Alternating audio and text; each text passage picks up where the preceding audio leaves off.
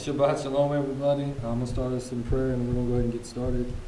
Dear Heavenly Father, we thank you for this day. Thank you for waking us up. Thank you for allowing us to assemble today, Father. We ask you first and foremost for mercy and for the forgiveness of our sins and the sins of our ancestors that transgressed your covenant, Father.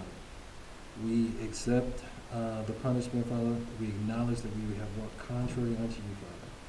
And we just ask for you to remember your covenant that you have with Abraham and with Isaac and with Jacob, Father.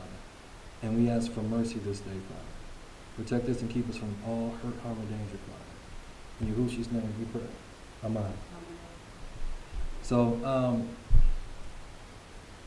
just a caveat of what y'all were talking about, because I had to just let her cook. A lot of times we'll be like, well, if it's meant for me, let this happen. And we can actually will these things into existence. So again, it's, are you doing things off of your heart, or are you leaning on the Most High's understanding and waiting for his perfect time, a moed, an appointed time? Because I understand, like we all get lonely. I had to wait a long time to get married, if I'm away.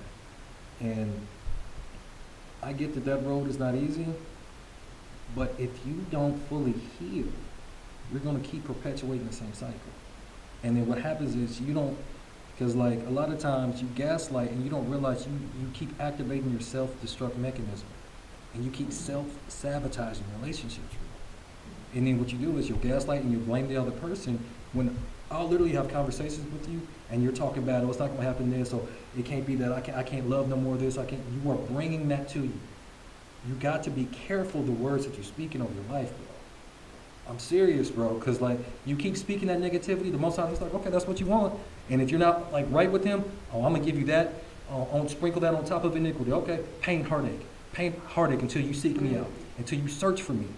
Because you're searching for love in the wrong places, bro. You have to find it. You have to find the Most High within you first. Right? You have to literally, just like shout out to the tribe for our first tribal fast. Yep. Because for a lot of people that have never fasted, you proved that you can tell your body no. You prove that you can walk in your dominion.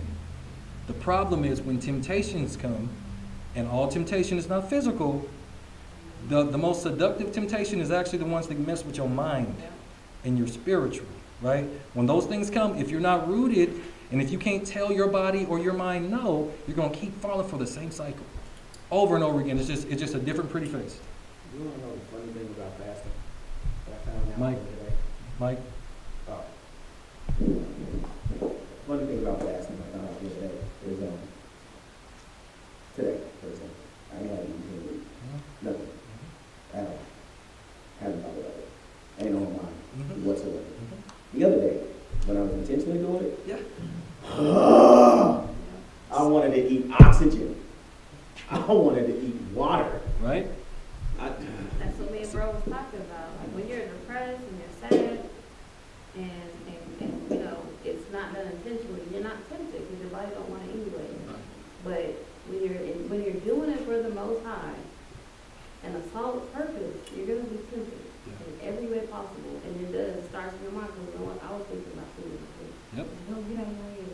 That, mind you, my son Devin wasn't making it better because he had his friends over and they were eating chicken and all kind of stuff. Yeah. He's like, Mama, I'm so hungry. So he literally was reminding me that we're on this fast and that we were hungry. I'm like, Devin, I need you to stop paying attention to food. Right. So the temptation is there. You just have to be like, no, the Most High is more important. Literally, that's what you have to say and pray. And it shows you if You don't keep your body in subjection, your body will worship food. It's worship. Oh, you just get this idea of, oh, I gotta have something. Like this American system, 3 square meals a day, big meals with bread and meat and sugar and everything, terrible. That's why we are the most obese people on the earth. And that's why you see mentally we are declining. I think they said out of the 40 quote unquote superpowers or education powers, we're at the lower tier, right? Because you eat, and your body can never heal itself. Because again, you're not putting your body into subjection, your desires are controlling you. So everything, when you start looking at it, becomes a form of worship. Like, man, just like you're talking about, you haven't eaten today, right? And you're not even hungry. Because now that you've gone through it, you were probably like after fast, man, I probably could have went longer. Man. Because I know I could. I've done it, but I was mad at myself, telling myself the whole day, you've done this before. This is like, you've gone 3-4 days without eating anything and just Right. been cool until you wasn't. Mm-hmm. So why is it so hard? Because it's from the Most High. Yeah. And the enemy does not want that connection. He wants to continue to sever that thing. So any pitfall that he can put in front of you, a pretty face, another good situation, you're like, okay, this is going to keep him just starting and stopping. You know, lukewarm, not hot or not cold.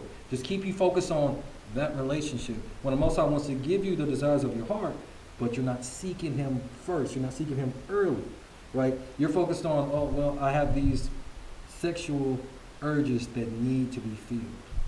When the Most High can bring you the right person to fulfill those urges in a righteous way. Because a lot of times people's sexual appetite be insatiable. And they don't be realizing they be having sex demons on them. That's another thing that people got to start praying off of. Because again, everything's a form of worship.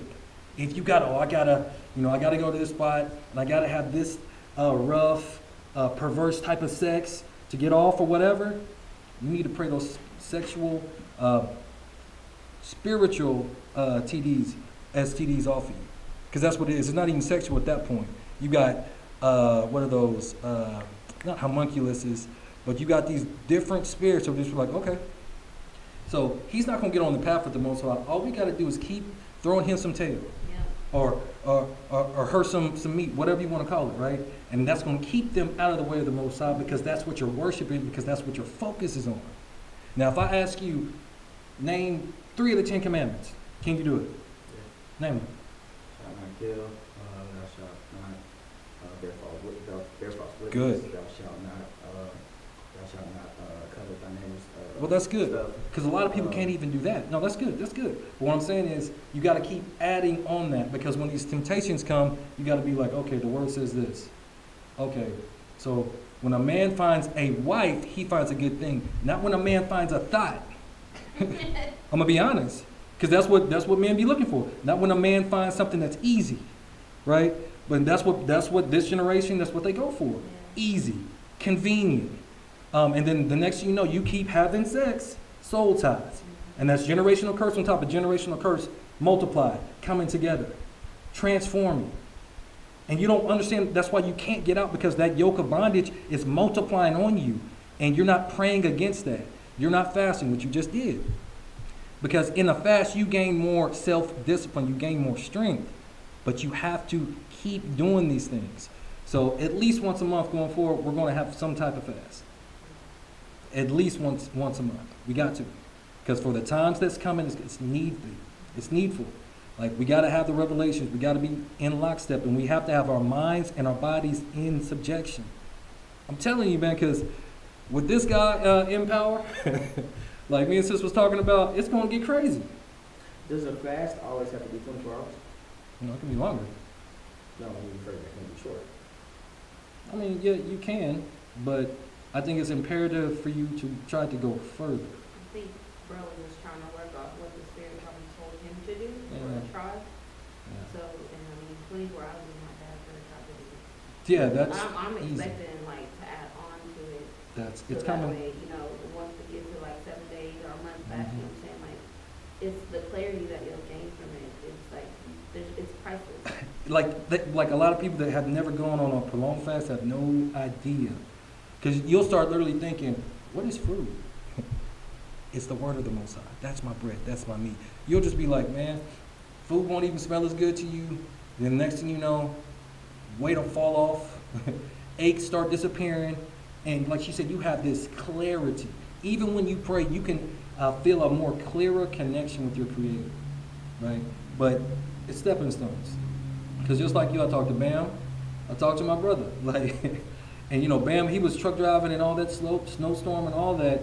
And he said it was rough, man. Like, he was chewing on the gum and wanted to eat it for real. Like, but you showed that you can endure. And this is a baby step, right? And we're going to keep making these steps until we can completely put these generational curses into subjection to where they don't bother us no more. Because Mashiach said if you resist the devil, that he would what? That he would flee. And that's what Mashiach didn't get fully imbued with power until after that 40-day and 40-night fast, and he was tempted. You don't see any miracles prior before that. There's something in the fast, if you're doing it the right way, that unlocks that thing, right? So today's lesson is Trump and the Star Wars. On YouTube it just says, will you make the cut? Will you make the cut? So we're going to start, and we're going to go to Nehemiah 1. I know we're in Baruch. We're going to get into Baruch in a little bit, right? So Nehemiah 1. The words of Nehemiah, the son of Nakiah. Can y'all make sure they can hear us online? Nakiah. And it came to pass in the month Chislev, in the 20th year, as I was in Shushan, the palace, that Hanani, one of my brethren, came, he and certain men of Yehuda. Okay, thank you. And I asked them concerning the Yahudim, or the Jews, that had escaped, which were left of the captivity, and concerning Jerusalem. So this was during the Babylonian captivity, right? Because we're kind of harping on that pretty tough right now, right? And they said unto me, the remnant that are left of the captivity there in the province are in great affliction and reproach. The wall of Jerusalem also is broken down, and the gates thereof are burned with fire. What many people don't understand is, even after 70 AD, all of our people did not leave that region or that area. Some of the people that they call or they label Palestinians are actually bloodline descendants of the Israelites, our family. Not all, but some of them are. And so now you got a superpower president that's talking about we're just going to just ship them anywhere, right? We're going to involuntarily deport them, right? So in this captivity, we cannot just be so centered in our prayers where we're just talking about the people here, because we're scattered everywhere, right? So Nehemiah, he finds out that his family that's still in the land are going through affliction and reproach. And it came to pass when I heard these words that I sat down and wept and mourned certain days and fasted and prayed before the God of heaven. We know that prayer and fasting is so important. And you know what? Sometimes, as a man, you need to cry. It's not popular, especially in this society. We're not allowed to have any emotion at all. But we see in the book that the prophet Nehemiah cried for his people. Literally wept tears, right? Because you have to get those things out of you so you can move forward. Huh? Okay. And said, I beseech you, O God, or O Yahuwah of heaven, the great and terrible God, that keepeth covenant and mercy for them that love him and observe his commandments, right? So he's fasted, he's prayed, and he's cried out to the Most High, and now he's really praying so the Most High can really hear him, right? Because again, when you fast, that connection is stronger. Let your ear be attentive and your eyes open, that you mayest hear the prayer of your servant. Because once you pray and that connection is stronger, you can kind of speak to him with a little bit of authority. Hey, listen to me, Father. You see I'm afflicting my soul for my people, for our salvation, right? Which I pray before you now, day and night, for the children of Israel, your servants. You see how they're not praying for the world? And they had a national or tribal mindset. They were praying for the salvation of their people. This is the same prototype that we should be doing, praying for our salvation.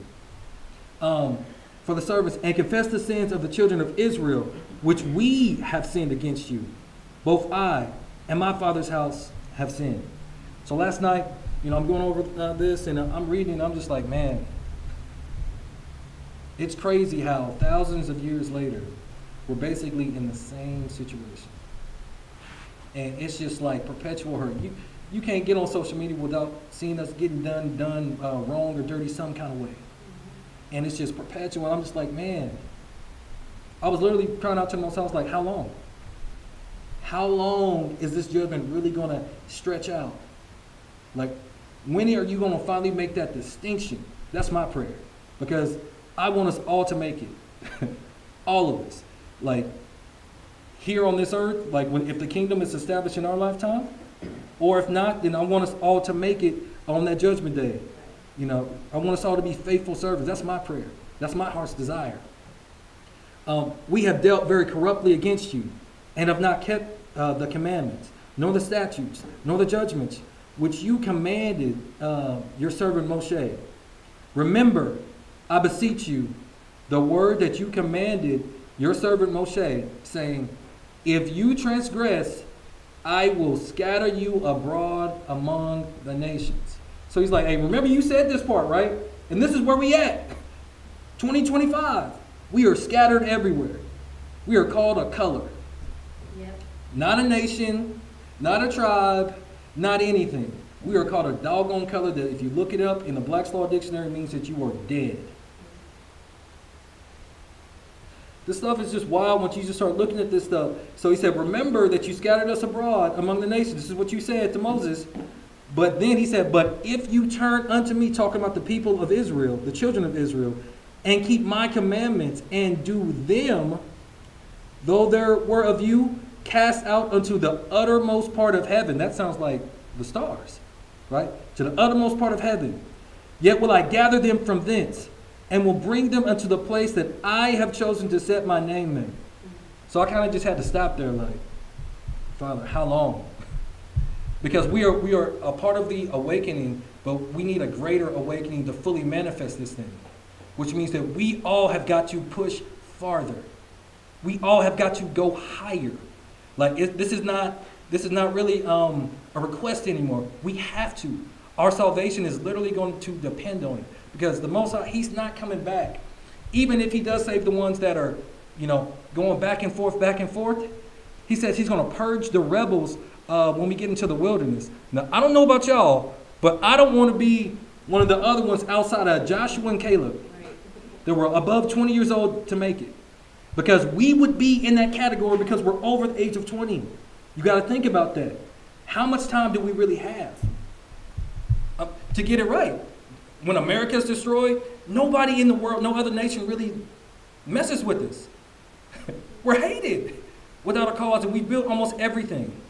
So what's going to happen is the people that find a little bit of grace and make it and aren't straight with the Most High, and they are rebels, they're going to get either destroyed in the wilderness or they're going to get pushed into outer darkness. They're going to get kicked out of the land, see us there, they're going to be vagabonds going to all these countries all over again because they won't be worthy of the covenant. Like this is, people just think, oh man, we make it out of here, it's going to be good. I'm like, no, he's going to try our reins and our hearts. I'm telling you. So if there is a rebellious nature in you, ask the Most High to show you so he can purge it from you now. Because we're going to get into that purge in a minute.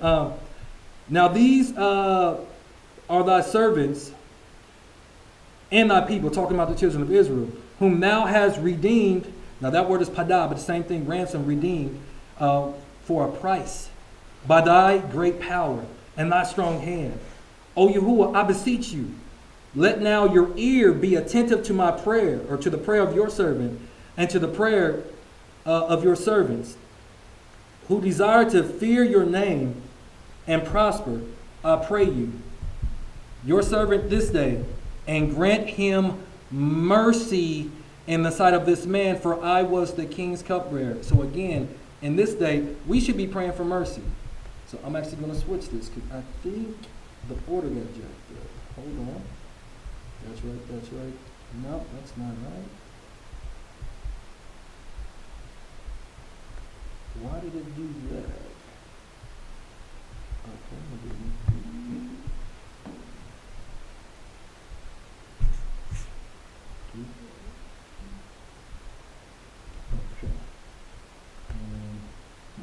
supposed to be at the end. I don't know. I had this writing in the swap when I got here, but that's all right. The changes should have already been made.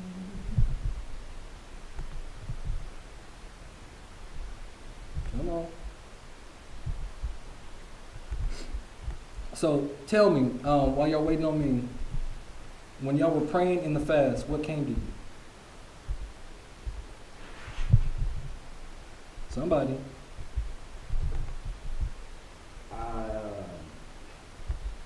What did you learn about yourself? I'm impatient. Elaborate on that. Use the mic.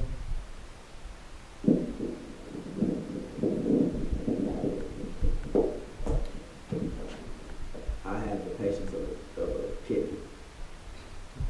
And I learned that because I would pray and then I would do something else. And then I pray a little bit. Like stop and earnestly pray because I prayed throughout the day. I just, do it for me. Thank you. Go do something. But on that particular day,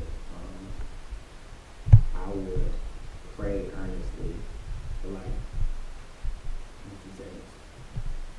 And then stop and do something else. And then once you do that prayer, you were hoping it was just gonna, whatever you're praying for, is just gonna happen, right? Just right then and there. So I sat there and I heard a voice in my head that said, "You ain't listening. Huh? You ain't listening. You ain't waiting." And I was like, "Cool story." I still went and did something else because I wasn't listening to the voice that I heard that said, "You're not listening." So yeah, the patience of a kid. So you heard the Most High say that you're not listening. So I guess you know what you need to work on. It was more like, for me, it was more about just praying for mercy. Because people, like, we talk about it, but I don't think people really understand the type of destruction that's coming. The type of potential depression that's coming. Something that we've never seen in our lifetime. And you're going to really start to see the demons come out of people when they know that you have certain things that can help them survive. And they'll just come and take it. You just don't, man. There's a reason. Oh, okay, so y'all know about Trump. Y'all know that he's proposing this $5,000 for every household stimulus check, right? No. Yeah, he's proposing that more than likely. I do believe it's going to get passed. But $5,000 for every household for what? it's a stimulus check because of all the corruption that they found in the government. They're just decided to look for. So the American government has been so corrupt. Y'all know they've been funding both sides of things. They've been paying for Al Qaeda and all these terrorist organizations, and all of a sudden, Trump is president, and then now they can find it. They had no idea that we've been funding these organizations of terror. The stuff is baffling. Yeah. It's exactly. What you talking about? But he knew in his first time. So all of a sudden. Then he was draining the swamp there. Right. QAnon, right? That was a psyop. But yeah, draining the swamp. So when you know that these things, like, man, they've literally been just funding and a lot of times they create them, train them, and fund them. Yeah. Right? Oh yeah, because they have to give the world an enemy, a terrorist, an insurgent, or whatever. They have to. Something brown to look at. Huh? Something brown to look at. Yeah, exactly. Right. The war on terror is the war on everything, not that hue or color, right? So, in order for us to survive or make it into the kingdom, we must make the cut. And just like you heard the voice saying, you're not listening and you're impatient. And your patience, that's how you possess your souls, is what the scripture says, right? So you got to work on that. Will you make the cut? We're going to go to Deuteronomy 10. Deuteronomy 10. Starting in verse 1. At that time, Yahuwah said unto me, this is Moses talking, hew 2 tables of stone like unto the first, and come up unto me into the mountain, and make you an ark of wood. So why is the Most High telling Moses to make an ark? What had just happened prior to that? I mean, the flood happened before that, but that was like years. Yeah, that's not in Moses' time. The disobedience. The- Disobedience. People. I was thinking, uh, I was thinking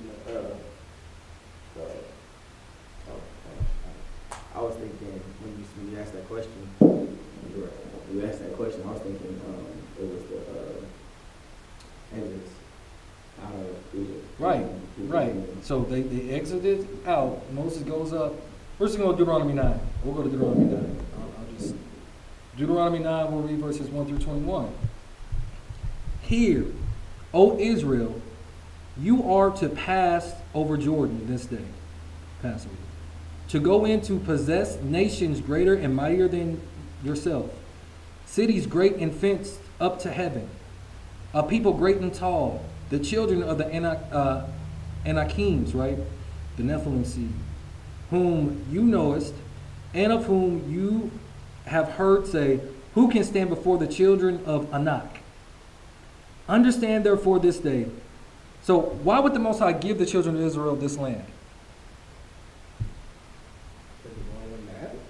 But why? What did they do to deserve it? stayed, well, you talking about when they were in captivity? What did they do to deserve the land? I don't know. Anybody? They follow? Hmm? They're God's people. Right. God promised. Because, God exactly. gave them a promise. So in order for them, then these people are saying, who can stand, who can stand before the children of Anak? Right. It's God's people there. Right. So they didn't have to fight. God said, just go in there and he's going to take, they didn't have to do nothing, just go in there. And the land was theirs, but it was hard. Right. Because in Deuteronomy 7, he says that he chose to love us and he had to fulfill the oath that he had promised to Abraham, to Isaac, and to Jacob. And they cried out when they were in captivity, right? They za'ak to the Most High. Understand therefore this day that Yahuwah your God is he which goeth over before you. As a consuming fire he shall destroy them, and he shall bring them down before your face. So shall you drive them out and destroy them quickly, as Yahuwah have said unto you. Speak not you in your heart, in your mind, don't doubt the Most High. After that Yahuwah your God hath cast them out from before you, saying, for my righteousness Yahuwah have made me into possess, or have brought me in to possess this land. But for the wickedness of these nations, Yahuwah doth drive them out from before you. So it wasn't about their righteousness. It wasn't about them being so holy. They cried out and they were lucky enough to be the covenanted people with the Most High, right? Because it wasn't about them. It was the iniquity, the sin cup of the other nations were full. And that's kind of what you have to start looking into when he talks about the times of the Gentiles being fulfilled. Their sin cup is almost full, right? Not for your righteousness or for the uprightness of your heart do you go to possess their land. But for the wickedness of these nations, Yahuwah, your God, does drive them out from before you, and that he may perform, just like what Jerome was saying, the word which Yahuwah sware unto your fathers, Abraham, Isaac, and Jacob, because his word cannot return unto him void. Right? He's not a man that he should lie, that he can lie. So he had to fulfill that thing, even though we weren't a perfect nation, right? Because guess what? We were coming out of what? Bondage. 400 years. This is 400 and some change. Well, that was what? 430 years of bondage. That's a lot that you have to get rooted out. You got to think, how many generations is that? Of generational curses and bondage and trauma that has to get rooted out of people, right? And it has to happen here, though. Because just like Zerubbabel, which means you have to be sown in Babylon, you have to start that purging process here and now, right? Keep going. Understand, therefore, that Yahuwah your Elohim giveth you not this good land to possess it for your righteousness. For you are a stiff-necked people. So I was going over that again, and I'm like, man, 2,000, almost 3,000 years later, and we still stiff-necked Yeah. than a mug. We don't want to listen to nobody except the boss Monday through Friday at work. And we don't even want to do that, but we'll do that because they're going to cut us a check. We don't want to come together. We want to be evil and wicked towards our own people. And we still love the oppressor. We don't like No, you know we don't like to be corrected. We hate being that. corrected. Yeah. But it just kept coming to me like, man, we still envy and love our oppressor. Mhm. That's something that we all have got to just pray for the Most High to purge. Because I was just like, man, do we just love being like second-class citizen? Like there's one scripture that says, "Is Israel a homeborn slave?" Mm. There's a scripture that says that. And so I'm just It thinking asks about, that? huh? It asks that? Yeah, one of the prophets said, "Is Israel a homeborn slave?" Is that our only purpose? To build everything, create everything, and get no credit or little credit, and then they'll let certain people become really good and really wealthy, but they're a part of secret organizations like the Boule, and they're gatekeepers. Boule just means gatekeepers, and they keep us from rising up fully. And whenever we're about to rise up, they assassinate our mighty ones, our strong men, right? Because that's just what they do. They've got, you know what happens when they assassinate our strong ones and we don't do nothing about it? That's just more trauma. Yeah. And they just keep perpetuating trauma. They have to keep us in trauma because your body can't even heal in trauma. Like you have to get to a place with the Most High to where He can heal you from the trauma. Because when you were talking about the relationships and all the heartache, there is nothing nobody can do for you but the Most High. I'm telling you, the more you get in prayer and fasting, the easier it's going to be to see when this is a distraction or a setup for a fall. You'd be like, yeah, no, I've already taken that test. I'm not going back to that. I'm not going to return to that vomit, right? So he says that, remember and forget not how you provoked the Yahuwah, your God, to wrath in the wilderness from the day that you did depart out of the land of Egypt until we came into this place. You have been rebellious unto Yahuwah. That's our people. 2025. Still don't change. Also in Horeb, you provoked Yahuwah to wrath, so that Yahuwah was angry with you to destroy you, to have destroyed you. When I was going up, so this is what happened prior to Deuteronomy 10. When I was going up into the mount to receive the tables of stone, even the tables of the covenant which Yahuwah made with you, then I abode in the mount 40 days and 40 nights. I neither did eat bread nor drink water. So he did a dry fast, right? Leaning on the Most High's power and strength. In the wilderness, 40 days, 40 nights in the wilderness in the mountain. 40 days, 40 nights, no water, no food. No nothing. And people complaining about, can it be shorter? I hate to say that, bro. 40 days, 40 nights in the wilderness, no food, no water. Oh, let me see that real quick. Alright, so stop on. Alright, so I asked that because while the tribe is gonna do it once a month until we get, alright, I'm gonna do it once a week. And I was wondering, does it have to be 24 hours? The reason why I said that is because I was like, okay, I'll do it more in the morning, and I said, well, I'm gonna do it every week. Why not do it throughout the day, or do it throughout the night, just the night? Like, okay, Dad, stop eating, save out 1,600, and go throughout the night, pray fast, get in my word more once a week, and the next morning wake up, business as usual, and then the next week same thing. That's why I said it can be shorter. And on the days that the tribe is doing it, do the 24. Yeah, I mean, that's going to be between you and the Most High. Yeah, there's all So, kinds of fast stuff. yeah. It's not just about food. Right. If you're addicted to watching TV and you know that, oh, I gotta watch TV, I gotta watch my favorite episode, I mean, you can fast off of your TV for 7 days. You can fast off of that. Like, you know what? I need to take some time out. Let me fast off the TV for 5 hours. Like, you're literally cutting that away from you. Like, you're pruning your tree. You're what? Wait, what did you say? You're cutting that away, right? Cutting it away. Okay. Because the less you do without it, it's going to be easier to come inside and be like, I don't need to watch TV. Let me go read my Bible. So you can start small, and next thing you know, you're like, oh wow, I'm already, I ain't even touched it, or I ain't looked at TV. Yeah, oh, this is easy. What do I need Yeah, the TV so for? whatever is set between you and the Most High, that's what you set. But remember, you set it, so when you put that in there, Yep. the Most High's gonna expect it from you. Mhm. And Yahuwah delivered unto me the 2 tables of stone, written with the finger of God. Mm. And on them was written according to all the words which Yahuwah spake with you in the mount out of the midst of the fire in the day of the assembly.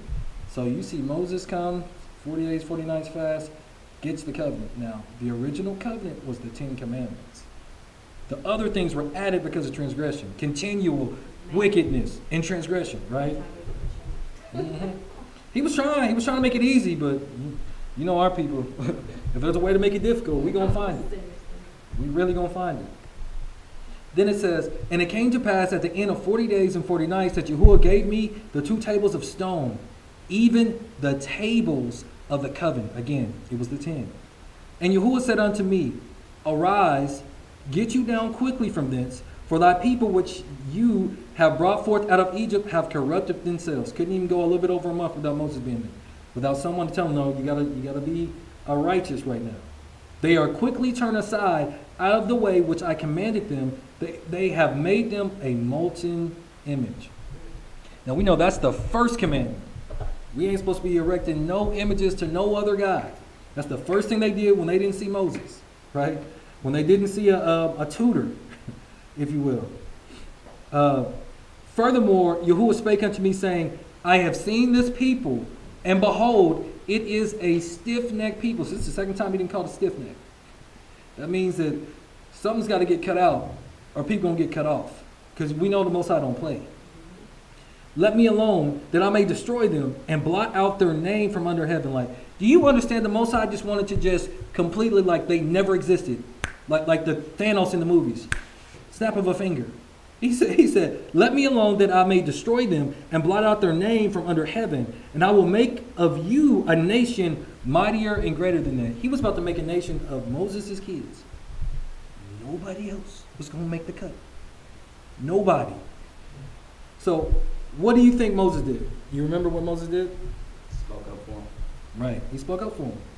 So I turned and came down from the mountain, but before that, and the mountain burned with fire. So the Most High just turned that mountain into a volcano.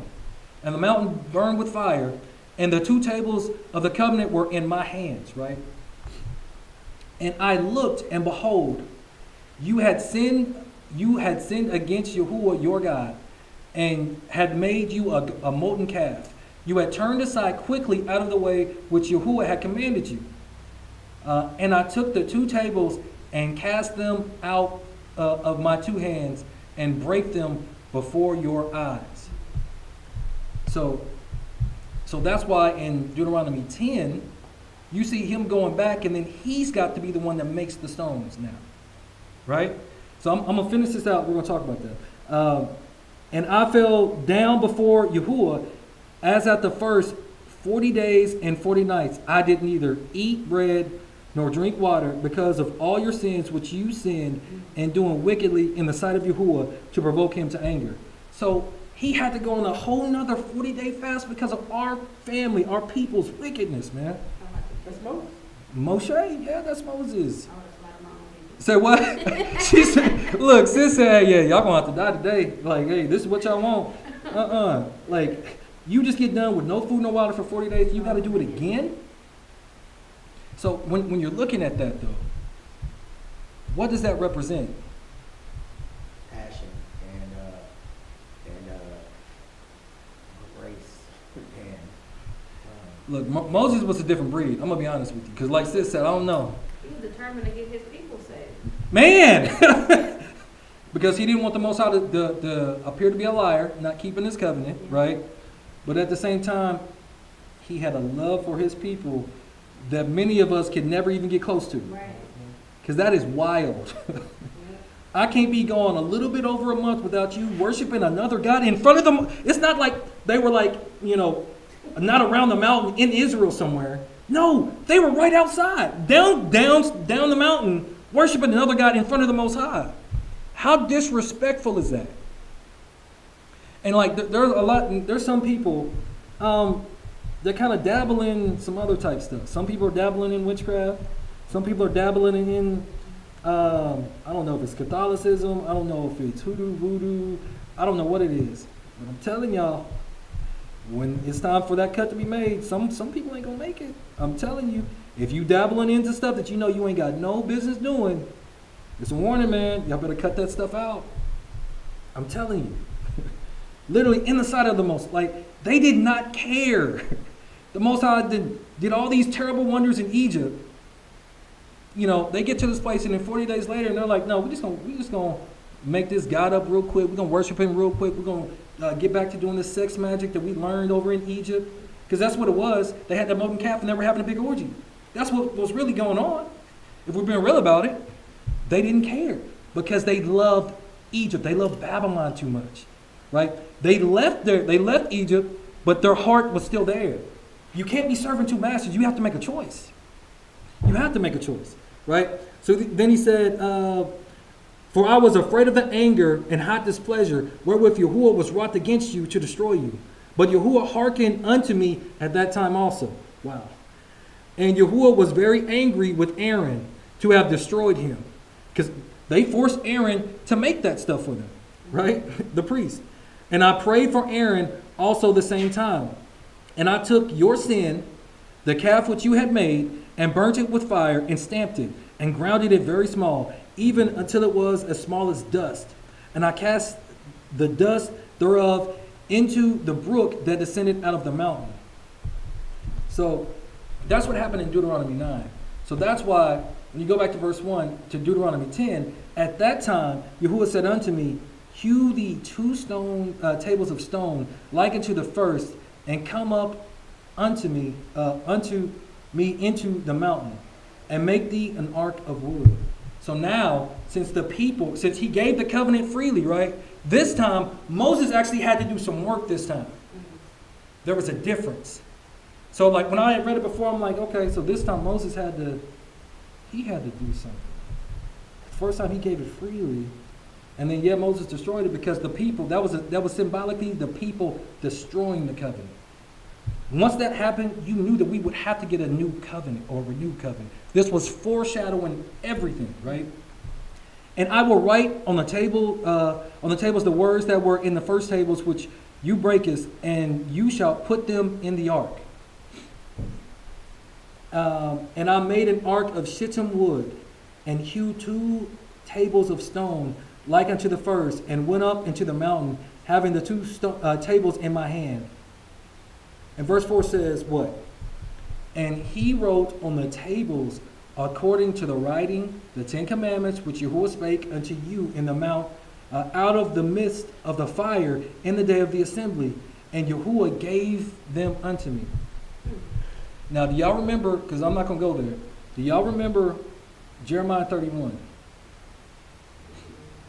So, somebody go to Jeremiah 31.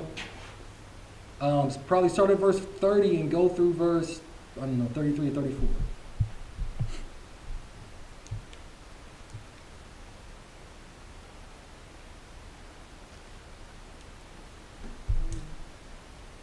You said 31? Mm-hmm.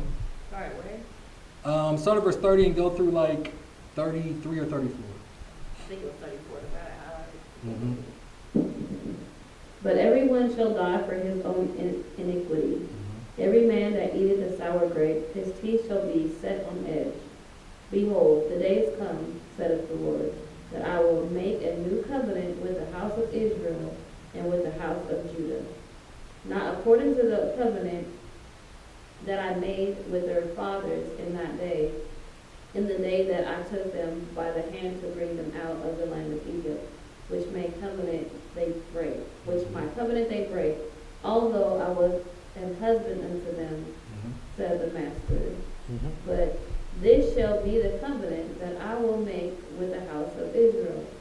After those days, says the Lord, I will put my law in their inward parts, and write it in their hearts, and will be their Yah, and they shall be my people. Okay, stop there. symbolically, that's what actually happened in Deuteronomy 10, right? It was foreshadowing what was going to happen with the new covenant. So the first time it was given, we broke it. This next time, we have to bring something. We have to bring our heart to the Most High, and He has to write it on the tables of our hearts. But we have to bring our hearts to the Most High, right? It's not just one of these things, okay, your ancestors had this covenant, I'm going to bring you into this land. Like, no, your heart and your mind has got to shift to the Most High. You have to love the Most High more than America, more than Babylon, more than spiritual Egypt. It's got to be more than just a Shabbat meeting. It's got to be more than just, well, other people are doing it. You have to believe that it's your covenant, right? So, thank you for reading that, sis. And then he said, he wrote that, okay. And I turned myself and came down from the mount and put the tables in the ark which I had made. And therefore they be as Yahuwah commanded me. And the children of Israel took their journey from Beroth of the children of Yakan to Masela. And there Aaron died. So even though Moses prayed, the Most High still killed Aaron. And there he was buried. And Eleazar his son ministered in the priest's office in his stead. From thence they journeyed unto Gugoda, and from Gugoda to Jokba, a land of rivers of waters. At that time Yahuwah separated the tribe of Levi, or Kohanim, to bear the ark of the covenant of Yahuwah, to stand before Yahuwah, to minister unto him, and to bless his name unto this day. Wherefore Levi hath no part nor inheritance with his brothers. Yahuwah is his inheritance, according as Yahuwah, your God, promised him. Now this is Moses. And I stayed in the mountain, according to the first time, 40 days and 40 nights. And Yahuwah hearkened unto me at that time also. And Yahuwah would not destroy you. And Yahuwah said unto me, arise, take your journey before the people, that they may go in and possess the land, which I swear unto their fathers to give them. So he's just keeping his word.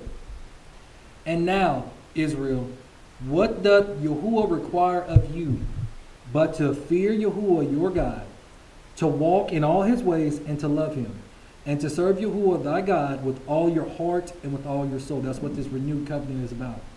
To keep the commandments of Yahuwah and the statutes, which I command thee this day for your good. Behold, the heaven and the heavens of heavens is Yahuwah's, thy God. The earth also, with all that is therein. Only Yahuwah had a delight in your fathers to love them, and he chose their seed after them, even you above all people, as it is this day. Because we have some righteous ancestors. Then he says, circumcise therefore the foreskin of your heart, and be no more stiff-necked. Will you make the cut? This is what Mashiach was talking about in the New Testament. It's nothing new. He was paraphrasing or bringing things back to people's memory. You must circumcise your heart. That's why Moses, the second time, had to bring his tables, right? He had to make the tables himself and bring it so the Most High could write it on them. In the new covenant, he's going to write the laws in our inward parts, right? But we must circumcise our hearts. What does it mean to circumcise your heart? Peel back the layers of all the stuff that you want and seek out what he wants for you. Not just feeling like Yeah. You got to purge it. Because this time you're bringing your heart to the Most High, right? This time it's not freely given like that. This time you have to step to the Most High. You have to be willing to go through the fire, to go through the water, to go through the trauma this time, to see the other side. You have to pass over Jordan this time, right? So the crazy thing is, we always talking about chewing the cud. So I'm going to tell you how to chew the cud on this. So what word do y'all think is here for circumcise? I know y'all don't know the word. I didn't understand You the said question. what word? Are you asking for like an actual word? It's a rhetorical, because we always talk about chew the cud, right? So the Hebrew word there is literally what a cow does. Ooh.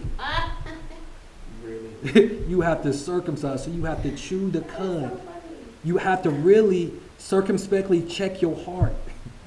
Digest it multiple times. Reread the word. Get down through there. I was like, that's the word circumcised? That's crazy. Right. So it means to circumcise, to let oneself be circumcised, cut, be cut off. To circumcise, but it says cut down. So it's either you circumcise your heart or you get cut off. Man. Will you make the cut? This is still chewing the cut season.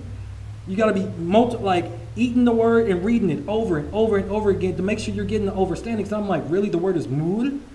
Mood? I'm sure it's mean a lot. Huh? I said, I'm sure it's mean a lot. Man, I'm saying, like, I didn't even know. I was like, yo, that's wild. That's wild. But again, either you circumcise your heart or you're going to be circumcised from Israel. Either he's going to send Gaal to save you or Gaal to abhor you, which means you're going to be utterly destroyed forever.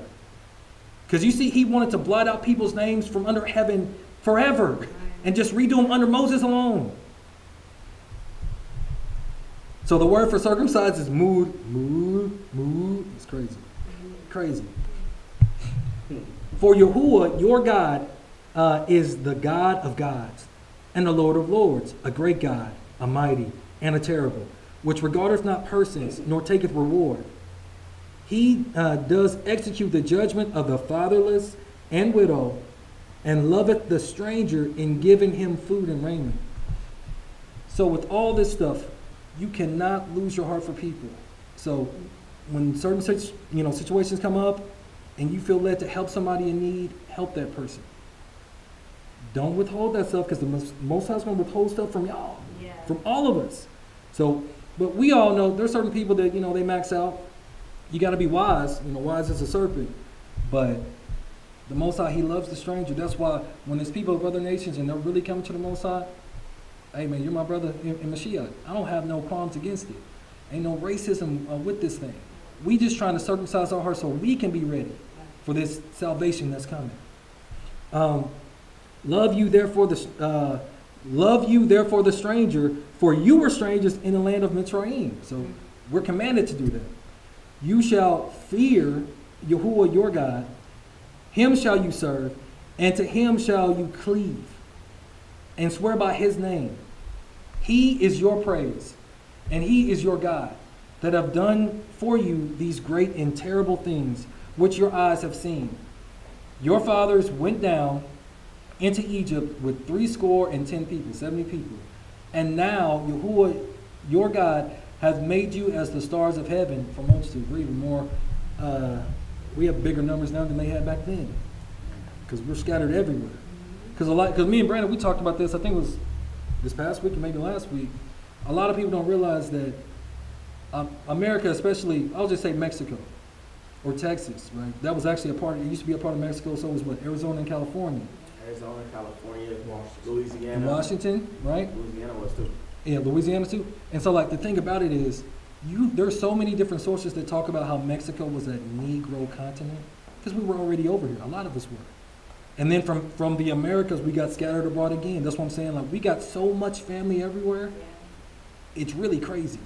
That's why they want to keep calling us minorities. That's what the Spanish-American War was about. Mm-hmm. Because, Mike? Harriet Tubman, a lot of people only know her from going north. She done more missions running south to the border, so-called border. She done more missions running south than she did going north. It was closer, safer than it was going north. She done more missions going south. And when the Spanish-American War kicked off later, it was about how they were treating the so-called Negro over here. And they were like, hey, open borders. If you can get here, Right. you have land, you have this, you have that, blah, blah, blah. And they couldn't have that because who else is going to build America? Work the jobs that they don't want to work, right? Because they need us, they always do. Baruch chapter 2. So from Baruch 1, we remember that they were in captivity about 5 years and 7 months, if I'm not mistaken. They put their money together, they sent it so they can buy sacrifices and confess their sins before the priest or whatever, right? So they fasted, they prayed, and then they came together with one consent. It's chapter 2. So Yahuwah carried out the threat. He spoke against us, right? So he was threatening, but then he doing it. against our judges who ruled Israel, and against our kings and our rulers and the people of Israel and Judah. Right? Under the whole heaven there has not been done the like of what was done in Jerusalem, in accordance with what was written in the law of Moshe, that we would eat the flesh of our sons and the flesh of our daughters. So that happened in Babylon. It got so bad in dire straits to where we were eating our own children. Happened again in 70 AD, same thing happened. They were talking about, like, there's I think it was Josephus that wrote about it, how it got so bad because some of our leaders, since they were beefing, they wanted to decide to burn up all of our storehouses to make everybody fast for this long war that we're having with the Romans. That's the real reason why we lost that war. A lot of people don't realize that. So what happened is once you get to a certain point past the normal fasting limit, then you just start looking at food at the weakest people, and they started eating their children. Because that's why I keep trying to tell people, like, when this destruction comes, you don't know how bad this stuff could really get. Because when we left Babylon, it got bad, talking about eating the flesh of your own children. You say that. Nah, I was about to say something else, but before I did that, I'm You're going to just off yourself. Huh? okay, I'm done. He made them subject to all the kingdoms around us, to be an object of scorn and a desolation among the surrounding peoples where Yahuwah had scattered them, right? Because he threatened us, and then he had to pop out and show us, like, okay, y'all thought I was playing. Okay. They were brought down and not raised up because we sinned against Yahuwah our God and did not listen to his voice. What did the Most High tell you? Right. What did he tell you? You need to start listening and stop listening to your emotions. Listen to the Most High. Fast. Pray a little bit. Stop letting your emotions dictate how you're going to move. Like, there's times that a man that sometimes you just got to just get away from people and just chill and just get silent. And I know, you got, kids and all this and that, but you got to listen, bro. If that's what you heard while you were in your fast, it's imperative for you to do that. Make sure you're taking heed to the word that the Most High gave you. And of course, pray for mercy. To Yahuwah our God belongeth righteousness, but unto us this day open shame, just like today. All those calamities which Yahuwah threatened us have come upon us. Yet we have not entreated the favor of Yahuwah by turning away each of us from the thoughts of our wicked hearts. How much more greater is the deception now? They didn't have all this technology. You can get pornography and all these things on your phone and TV and everything, right? You can order anything to please your desires, even sexual robots now. Wicked imaginations have got to be put into subjection, bro. You didn't know that? No. Bro, yeah, they're coming out with sex bots, bro, and they look human. Yeah. I am not joking. This is not a game, bro. You're not joking. But So- I mean, they have them. Like, what do you think? The doll? Yeah. They just added to that and made it a robot. You'll be able to name it. Like, and the crazy thing is now they're coming out with movies like, I think the one with Yeah. Megan Fox was Subservience or something like that. Something like that. But Megan Fox, she has a movie, and she's not even necessarily a sex bot. She's just a regular AI bot that caught feelings, because now Yeah. these robots are sentient now. Yeah, They yeah, can yeah, think yeah. and feel for themselves. You better be very careful, because we're coming into the trials of our own lives. Because like this Star Wars thing, it's going to really get sci-fi. I don't want to jump. Oh man, it's going to really get sci-fi though. Why would you be like? They're coming out with a lot of movies about these Didn't they watch robots. iRobot? Hmm? Didn't they watch iRobot, Gemini Man, iRobot was just Terminator. one of the beginning. Back to the Future, Terminator, Matrix. But Get- they've been programming this for years. The Jetsons. Man, The They Jetsons. literally started little by little, and as we're going, we're gonna start oh, seeing yeah, the more. robot had feelings of Jetsons.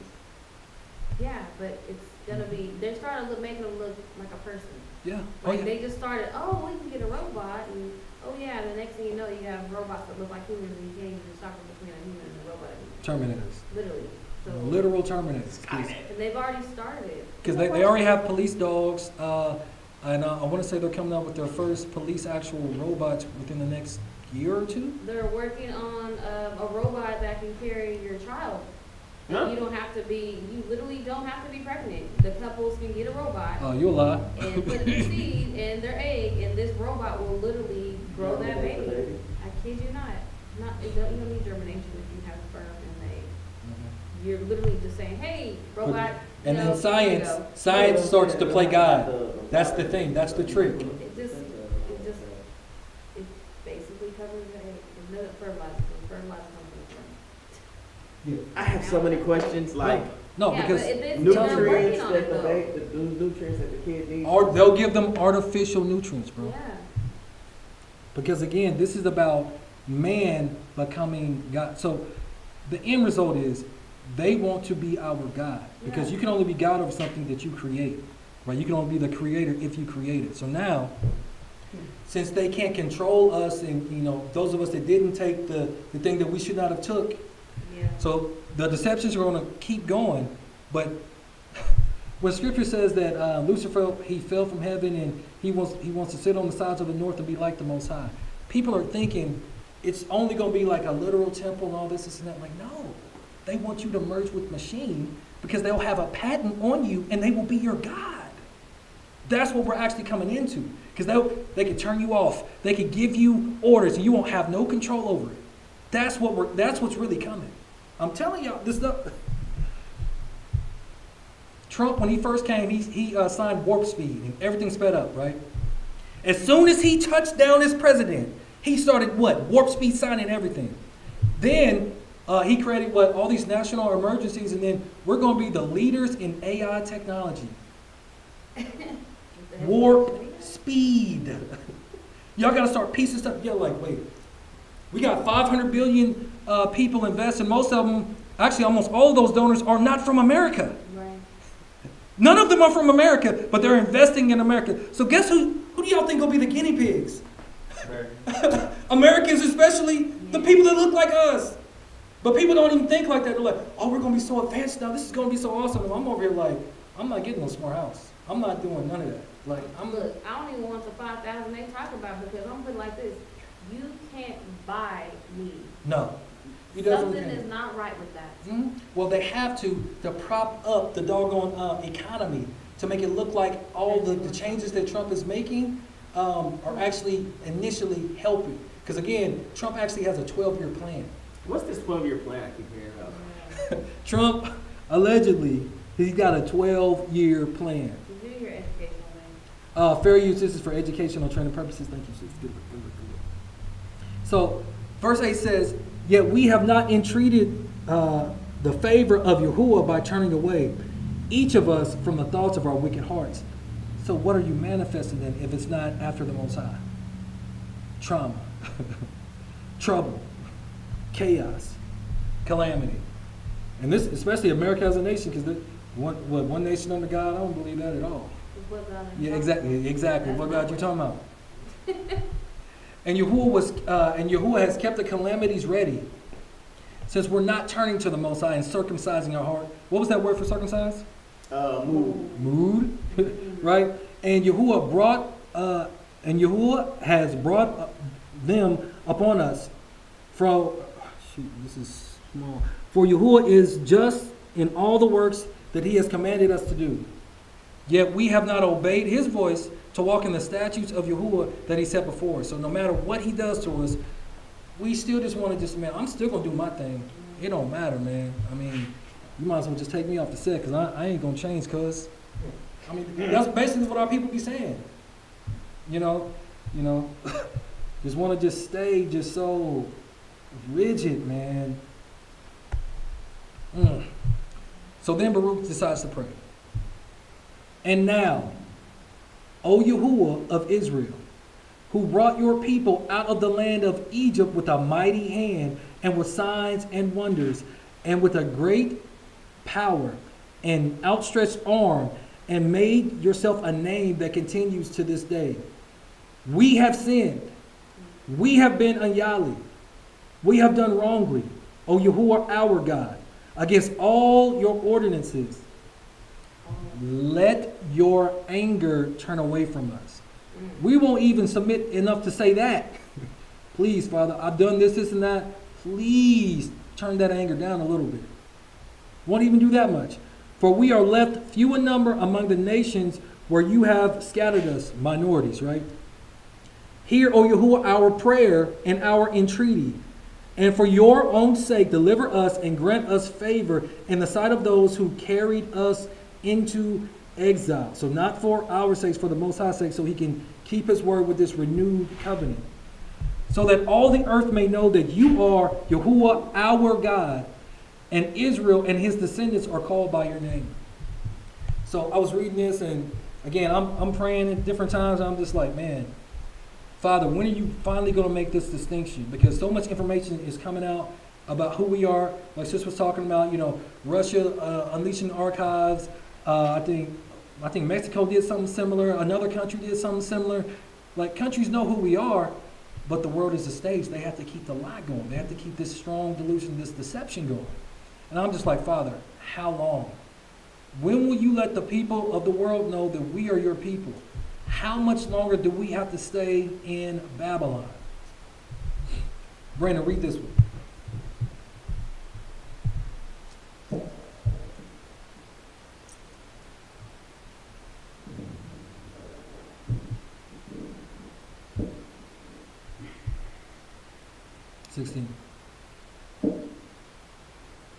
O Lord, look down from your holy dwelling and consider us, incline your ear. O Lord, and hear. Open your eyes, O Lord, and see. For the dead who are in Hades, whose spirit has been taken from their bodies, will not ascribe glory or justice to the Lord. So what does that mean?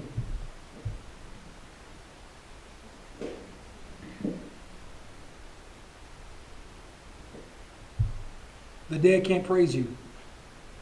The dead cannot magnify your holy name. Only the living people can. Only your covenanted people can do it. Right? Keep going. The person who is deeply Slow down. Go ahead.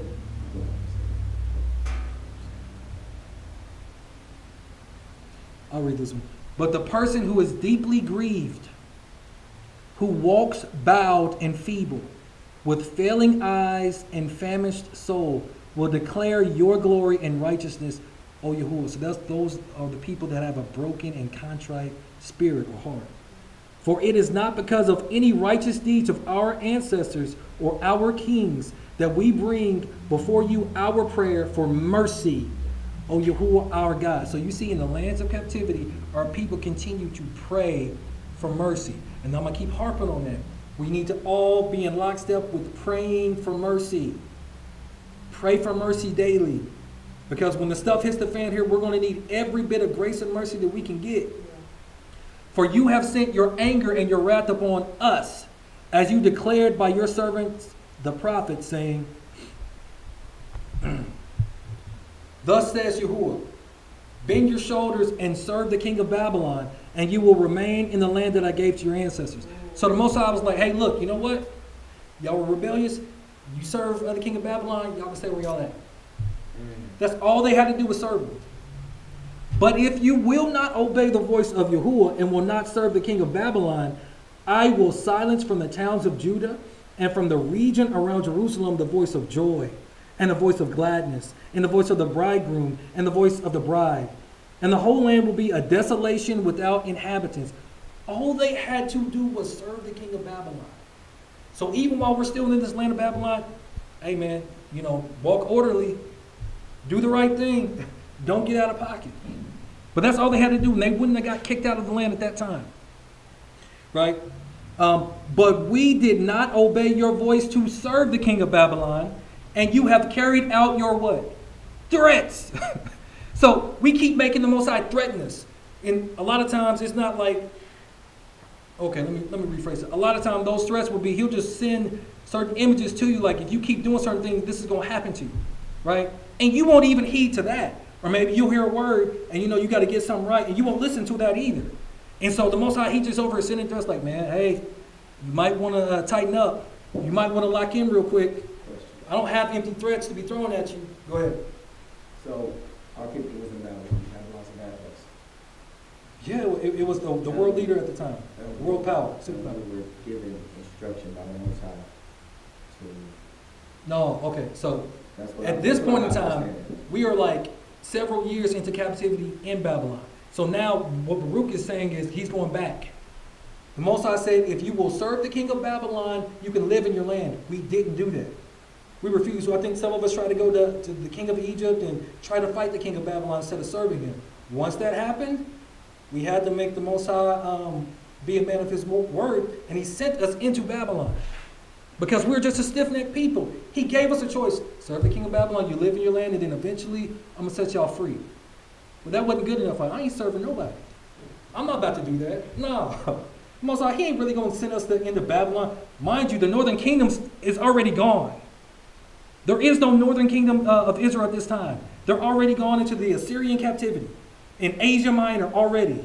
But our kinfolk, the Yahudim or the Judites, are like, oh no, he ain't about to do all that. Ain't no way, boy. Ain't no way the Most High, he ain't about to do that. Not my God. Mm-mm. No, he know my heart. And that's exactly why he sent our ancestors into Babylon. Because they couldn't obey a simple commandment. Serve the king of Babylon and you'll be in your own land. Now, if the Most High gave us a word now like that, like, hey, if you go over there and you'll serve them, and then eventually I'm going to save y'all, but you got to serve them, like, could you heed to that? Could you actually do it? Or would you be like, man, I ain't serving them. I'm about to go start a war. It's about to pop off now. Like, no. Listen to what he's telling you. Was that an actual question? Huh? That was a rhetorical. Okay, all right. That was a rhetorical. But that just goes to show how our people are never pleased. Like, Mm-mm. they Insatiable. they didn't want to serve Mm-mm. the Father to begin with, and they said, oh, well, we need something to see, and then they made the calf. And then they're like, oh, well, that's not good enough. And then it's like, you're never satisfied. Well, then God says, well, I need you to serve this person or this king over here. And they don't want to do that either. So, like, what do you want? Like, It's just so wild because they just saw the majority of Israel get sent into captivity, the Right. northern kingdom. That's the, like, we're just what, Judah, Benjamin, and Levi. The majority of Israel is way larger than our numbers. Like, y'all are tracking that, right? You're talking about 10 tribes that's a lot. scattered everywhere, So right? none of them could fight. Huh? What do you mean? Yeah, they fought, they tried, but the Most High wasn't with them anymore. And if the Most High is with your enemy, who can be against the Most High? Makes sense. Hmm? Makes complete sense. We just didn't want to do what the Most High told us to do. No. We want to serve, and we still do this today. We want to serve other gods. We want to do other things. We want to idolize everything else but the Oh, Most High. man. And then when the Most High is like, hey, I need you to go serve this other person over here, then we're just like, well, I don't want to serve them either. All because, mind you, you're already doing what you're supposed to be doing. You're already doing other things, but just because the Most High said it, Mm-hmm. it's a problem. Mm-hmm. It literally sounds like our generation. It sounds like a generation of spoiled brats. Is what My it mama sounds. told me to do it, so I'm not going to do it. Mm-hmm. Look, I'm telling you. And they could have stayed in the land and we would have never went to that Babylonian captivity, right? Then he says, I'm going to read 24 again.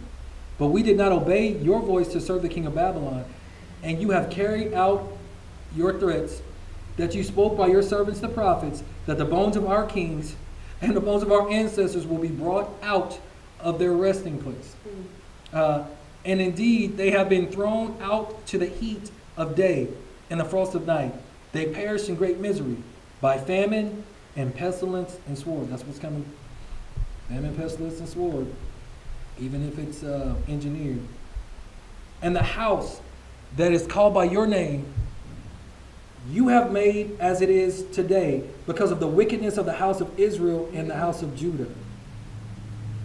Yet you have dealt with us, O Yahuwah, our God, in all your kindness and in all your great compassion, as you spoke by your servant Moses on the day when you commanded him to write your law in the presence of the people of Israel, saying, if you will not obey my voice, this very great multitude will surely turn into a small number among the nations where I will scatter them. So again, Moses told us everything that was going to happen. For I know that they will not obey, for they are a stiff-necked people. But in the land, this is what has to happen now, but in the land of their exile, they will have a change of what? A change of heart. Will you make the cut? Can you circumcise your heart enough to turn to the Most High? So, muy, exactly. So that He can save you. So He can send us our kinsman redeemer, right? Gaal, right? But it happens in captivity. Yahusha in the New Testament was trying to get these people to understand that, hey, you need to confess your sins, and circumcision. Like that's a big topic in the New Testament, circumcision. It's not just the foreskin of your private parts. It's more important about your heart. That's what Paul was trying to get them to understand. Like, hey, you can do all these things, but you break one of the law, it profits you nothing. You have to circumcise. You have to change your mind. You have to do that. Because again, in the New quote-unquote Testament, they were in their own land, but they were occupied. Right? And you know what was happening? They were having different rebellions against Rome. Right? Just like when the king of Babylon was coming, our people were having rebellions. The Most High said that if you serve the king of Babylon, you can stay in your land. Our people wouldn't accept it. That's why Mashiach was like, ain't gonna be no stones left of this place. Because it's coming. Because our people were stiff-necked then and are stiff-necked now. And refuse to circumcise your hearts. Pride. The spirit of pride. That's why, again, I'm telling people, man, pray for mercy. Pray that we are all worthy of the mercy, right? To survive and to endure the things that's coming. Because some of these things, like, I don't know, man. It's going to get dark, though. It's crazy that it takes us to go into a strange land to have a heart change. We were in the land and we could have served the king of Babylon. But we wouldn't even do that. Something about when we're in our own land and in our own estate, like, man, I ain't serving nobody. Can't tell me nothing. What are you going to say, Brandon? I mean, okay, all right. Looking at that, just that part alone about Babylon. All right. So, when you Mike. That's the funny one. It's that one.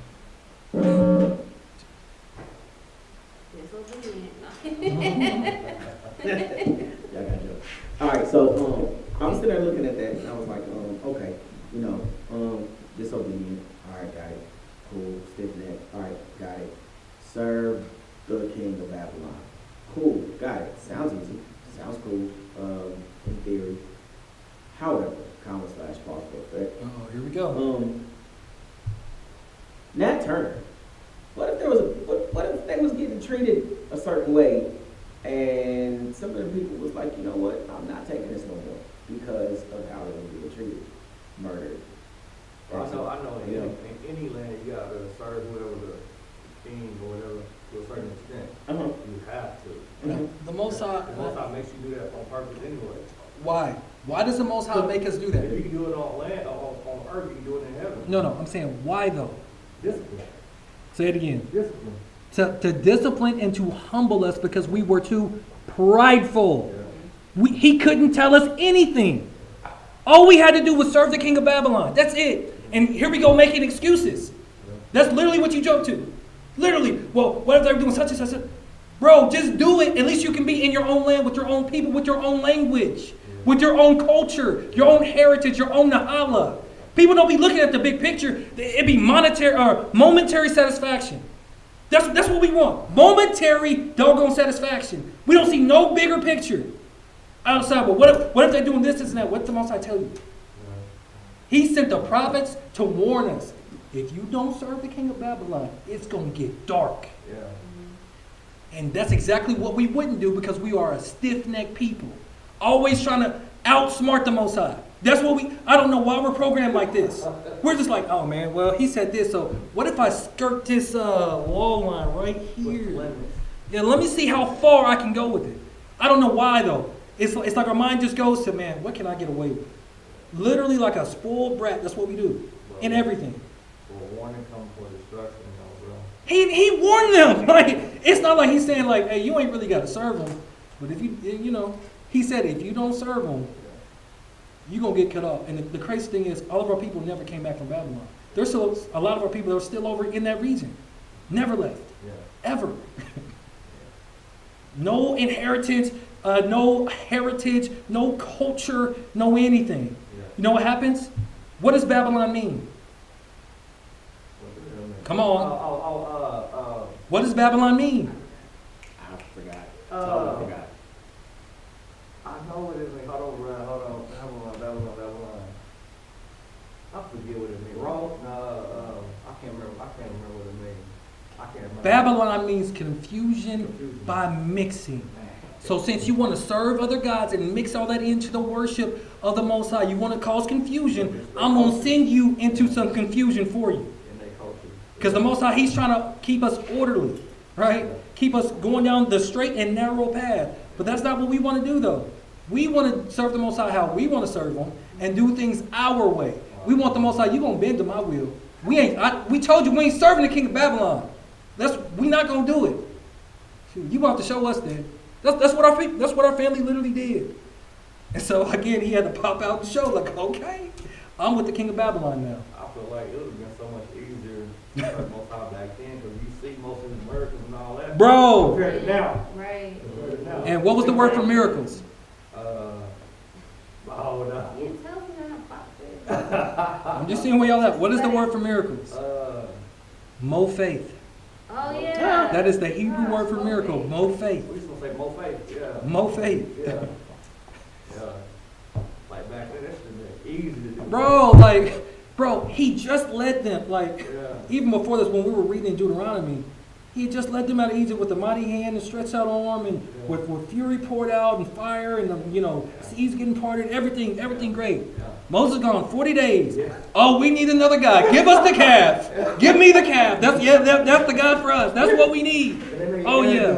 Aaron do it. They forced Aaron to do it, right? Sex orgy, sex magic, all that stuff going on. We're going, this is how they did it in Egypt, yeah. Man. Wild, bro. Our people are wild, man. Why do our people love bondage so much? We want to be rebellious so bad just to get into bondage. It goes back to the question you brought up earlier. Which was? Were we born a nation of slaves? That's what one of the prophets said. Is Israel a home-born slave? Yeah. We love being a second-class citizen so much. We don't want to get corrected, like Sis said. We don't want to serve nobody. We don't want to deal honorably with each other. We don't want to love one another. We'd rather love everything our oppressor gives us. Yeah. The crumbs from the master's table. Yeah. Everything that's opposite of the Most High. We love it. And then they push it in the industry. And so that keeps drawing it to us like, hey, man, that's the spirit. My ancestors right there. I can get with that. They Yeah. normalize everything, bro. Huh? They normalize everything. Yeah. Addiction to servitude. So what? An addiction to servitude. Yeah. So that's a worship. Rebellion is worship. Everything, when you start really getting things down to it, is a form of worship. So we love rebellion so much that we worship it. Didn't Lucifer, wasn't he the first major rebellion or something like that? For sure. We acting like that's our father instead of the Most High. This stuff is wild. Created the world for us. But we want to serve the God of this world instead of the creator of the universe. Because there's a distinction. Yeah. Right? There's a huge difference. Right? Man. Jamal, read this one. The remote? Yeah, give me the remote. No, it's that one right there.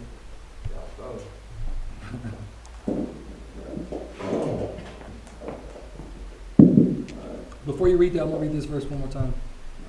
For I know that they will not obey me, for they are a stiff-necked people. But in the land of their exile, they will have a change of heart. The Most High didn't have another choice. We put the creator of the universe in a box to where this is the only way I can get this people to understand. That is crazy, bro. Keep going. And know that I am the Most High, their Yah. I will give them a heart that obeys and ears that hear. Now, does that mean everybody? No, just his people. His folk. Who was his folk? Us. Does that mean everybody that was an Israelite? Once everybody is Because I just told you, everybody didn't come back from Babylon. Yeah. Only those that brought the tables of stone before the Most High so he could write the law on their hearts. Only those that would circumcise their hearts would have a change of mind, a paradigm shift. that doesn't want to worship rebellion, right? Okay, keep going.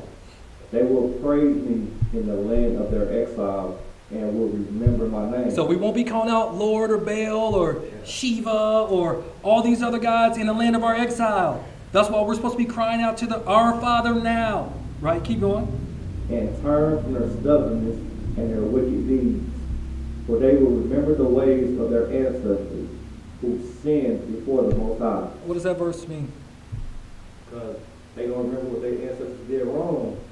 And they ain't going to want to do that again because they're going to see what happened to them. So one thing that we got to start incorporating in prayers, I know I've been saying this, we always talk about the sins of our ancestors, right? Yeah.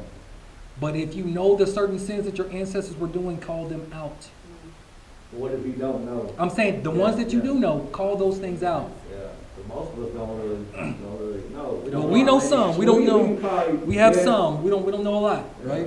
Yeah. Okay, keep going. Because the ancestors, they always been quiet about everything. Yeah. Oh yeah. Secret. Oh no, it's just a family secret. Don't say Yeah, nothing. yeah. I will bring them again into the land that I swore to give to their ancestors, to Abraham, Isaac, and Jacob, and they will rule over it, and I will increase them, and they will not be diminished. Now, is that not a good promise from the Most High? Yeah. If you can remember the covenant of the Most High, remember and call out and confess the sins of your ancestors, circumcise the foreskins of your heart, and then he will bring us back to our land where we will what? Rule over it. We have no dominion here. We have none. Even if they anoint one of us president, we don't have any power, not even economic power, really, because we can't get on the same page, because we love rebellion. We love rebelling against each other. Yeah. I will make an everlasting covenant with them to be their Yah, and they shall be my people. And I will never again remove my people from Israel, from the land that I have given them. Now that sounds like what she read in Jeremiah 31. This is the finality of everything, right? There's a certain time or a certain age where there's going to be enough of us that's going to circumcise our hearts to where we will get into our land and we ain't never leaving. And when I say we ain't never leaving, we're going to be there forever, ever. Descendants, raising and living as long as the Most High allows. Not fearing nobody. Nothing. Right? But it starts with us, especially when it comes to these children. We got to make sure they know, hey man, we're part of this covenant. We cannot be like the world. We got to be a little bit different. Teach them about, Abraham, Isaac, Jacob. Teach them about Mashiach. We got to spend that time with them. So important. Were you going to say something, Brandon? It's all over.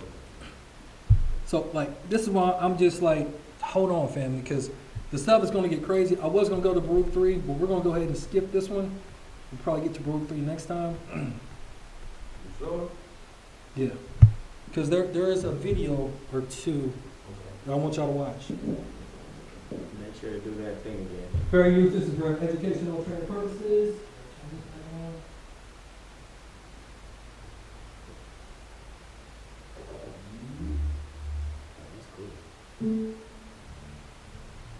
Make sure this lights in.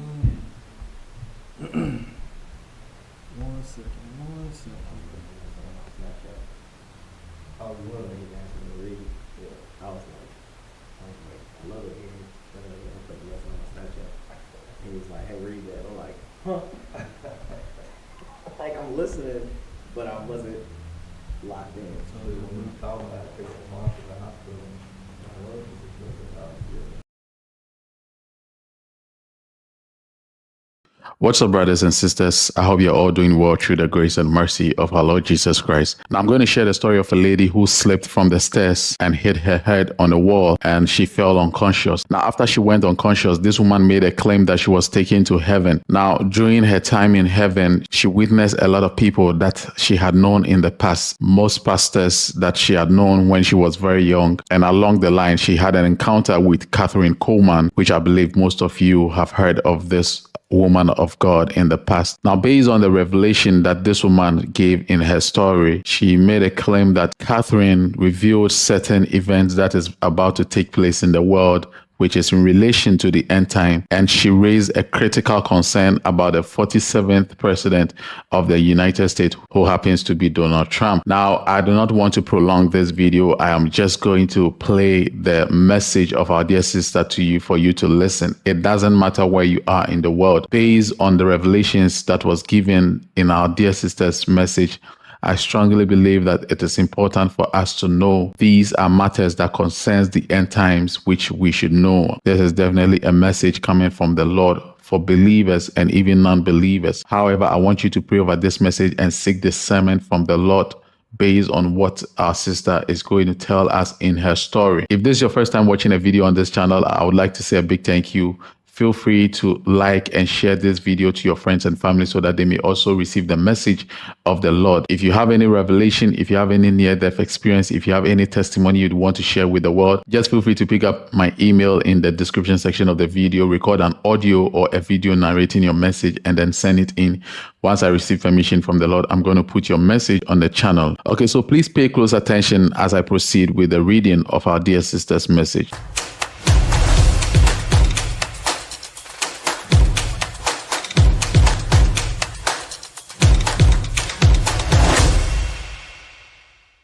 Praise the Lord. To all my Christian brothers and sisters who are listening to my testimony, I want to say that I am a nobody, but a messenger of the truth sent by God. I am only here today to share with you what God revealed to me through his great servant, Catherine Coleman. Sincerely. I never had the opportunity to meet this woman of God before she died. I was very young then. But immediately I saw her in the afterlife, I knew instantly that it was her. With this experience that I had, she revealed to me a mystery of the land of humanity and the events of the end of the world. My name is Jane. On the 2nd of February was when I had this experience. On that very day, I remember I was walking down the staircase in my home, and without any notice, my foot slipped. I didn't even have time to grab the railing. My body went forward, and suddenly, everything seemed to slow down as I tumbled down the steps. I quite remember the pain as my back hit the edge of the concrete wall, and then it happened again. I kept somersaulting. My head struck something hard, and instantly, a bright flash filled my vision. My ears kept hearing strange sounds, and my mind felt like it was slipping into another realm. Then, at once, everything stopped. I realized I wasn't lying on the staircase anymore. I wasn't feeling the pain I should have felt after such a hard fall. All was gone. Instead, there was a stillness around me. I opened my eyes, but the room felt different, almost lighter. It was as if I had stepped into another place entirely. Just as I was trying to understand what had happened, I saw beings. And these were not human beings, but I instantly knew them to be angels. They walked into the room, they not floating and not flying, but stepping forward like people. Their presence was what I can describe as great and peaceful. They were tall and dressed in flowing robes. I had always imagined that if angels ever appeared, they would carry people up into the sky. But they weren't lifting me. They weren't spreading their wings. They were just standing there. And suddenly, the whole place changed to another place, or rather, let me say, a different realm. I turned around, but my home was gone. There was no door to step back through, no way to return. It was just me and the angels in this new place. That's when I realized everything around me was radiant. I saw how the sky stretched endlessly, but it wasn't blue like on earth. It sparkled with colors beyond anything I had ever seen. Hues of gold, deep purples, and crystal blues that seemed to glow from within. The air itself felt pure, as if every breath I took filled me with something greater than oxygen. It was life. It was joy. I had never seen anything so marvelous and glorious. Though there was no sun, everything was bathed in glorious light. It was not harsh or blinding, but warm and comforting, as if the very presence of God was formed into it. It filled every corner, leaving no darkness, no shadow. And then I felt God's presence. It wasn't just light, it was God's presence. His love, His power, His holiness. Everything about Him surrounded me. It was overwhelming, yet gentle. I wanted to fall to my knees. I wanted to worship. There were no doubts here, no fears, no questions. Wow, what a mighty place to be. I just knew I was in the presence of the one who had created everything. Then I heard a sound, so beautiful, so pure that it made my heart feel like it would burst. It was music, but not like anything I had ever heard before. Voices filled the air. I heard like over thousands of voices singing in perfect harmony. The sound was more perfect than it was recorded in a studio. I looked around and saw them, angels, saints, countless souls, all gathered in worship. Some lifted their hands, others bowed, but all were lost in the presence of God. And then, among them, I saw familiar faces. There, standing among the worshippers, were men I had known in life, old pastors from my community, men who had preached the gospel, men who had passed away long ago, but they didn't look old anymore. Their faces were young, their bodies were strong, the wrinkles of age were gone. One of them turned and saw me. I was shocked when he recognized me, and he made a statement that is still fresh in my heart. "You're here," he said. He embraced me, and though I couldn't explain it, I knew him. Memories of his preaching, his prayers, and his faithfulness all flashed into my mind. More of them gathered around me, pastors, elders, faithful men and women I had known. Each one greeted me like a long-lost friend. Their joy was undeniable. We talked, but not with mere words. It was as if our hearts communicated directly.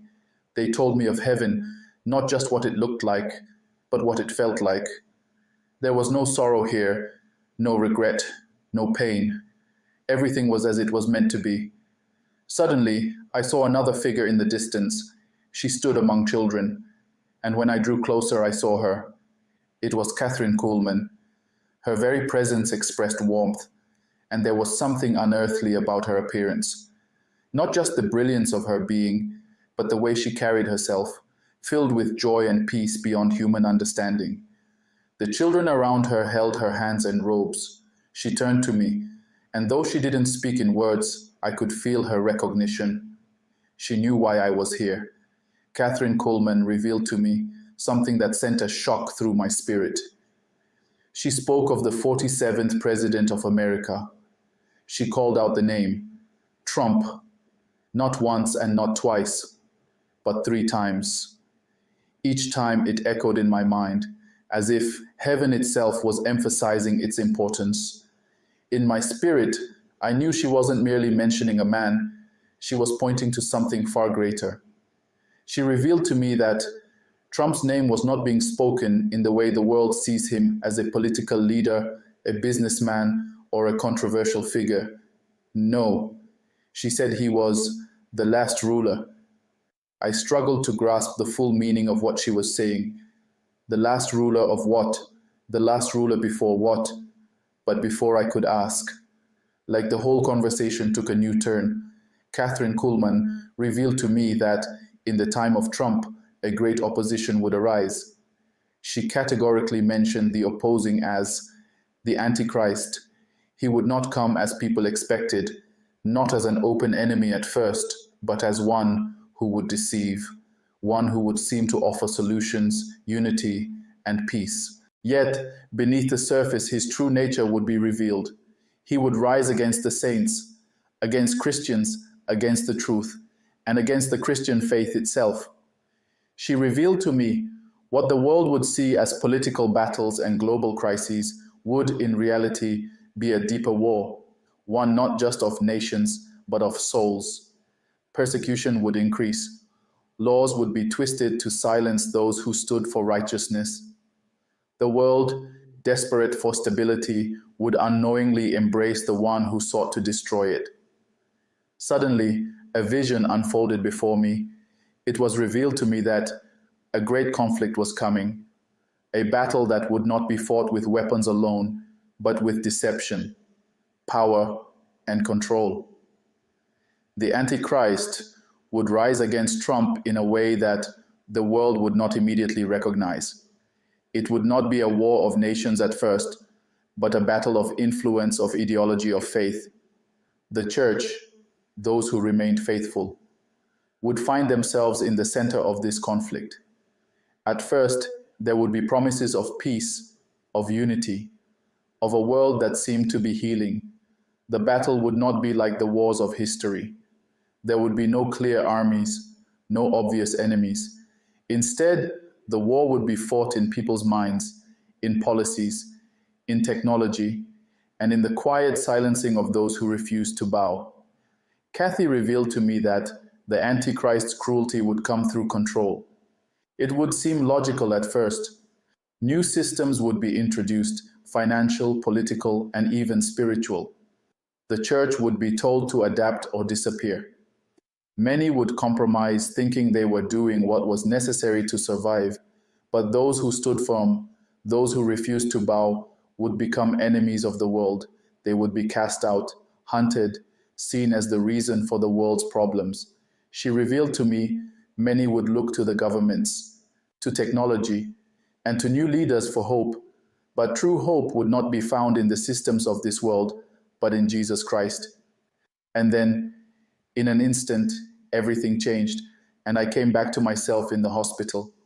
I pray for the spirit of discernment to everyone to see beyond the letters. Thank you. All right. Thank you very much. And God bless you for listening to our sister's message to the end. I know and I believe that you heard every single thing that was mentioned in our dear sister's message. Now, So I am not saying that I believe everything about the dream or whatever, but you got to be crazy if you don't know that something's coming. And people are going to be looking for AI, technology, government, Trump, but it's somebody that ends up coming against Trump. Yeah, I know. So It's, keep paying attention to the Abraham Accords, because they're going to do it through religion initially. They're going to keep looking for the Abraham Accords. I'm telling you, they're about to start talking about that again. That's where they bring the Judaism, Christianity, and Islam together. Try to bring everybody in one accord, right? Confusion by mixing. They already started with Chrislam. They already started with Chrislam. Chrislam, right? Christianity and Islam. Chrislam. Those mosque and church built together. where? So, Saudi Arabia. so and word on the street is they're going to start building the third temple. Now, they keep talking about the Antichrist. There's been many Antichrists. So I don't know if I'm going to go that far, but America is being set up for a great fall. A great fall. And people, they have no idea what's coming. The only person I can think of is probably Putin. Huh? Probably Putin. Right? Because now Trump Yeah. just took his side over Zelensky, right? Out of nowhere. Out of nowhere. Out of nowhere. Right? Yeah. Blaming Zelensky, right? Who? Kim Jong-un? Yeah, Trump cool with everybody. He cool with everybody. Putin is cool with Kim Jong-un. Putin's cool with everybody because he's rich. Yeah. Like, he's filthy. He's the richest man on earth right now. I mean, Yeah. during Trump's first presidency, he literally just walked into North Korea like it was cool, like he just did it. Trump did. I forgot about that with North Korea. Yeah. So Huh. there's stuff that's coming. And this is why I'm telling y'all, continue to pray for mercy. Because this stuff comes down, we want to make sure the Most High sends us to a Goshen where we're saved and protected from all this other stuff going down. Yeah. Right? It's going to get bad.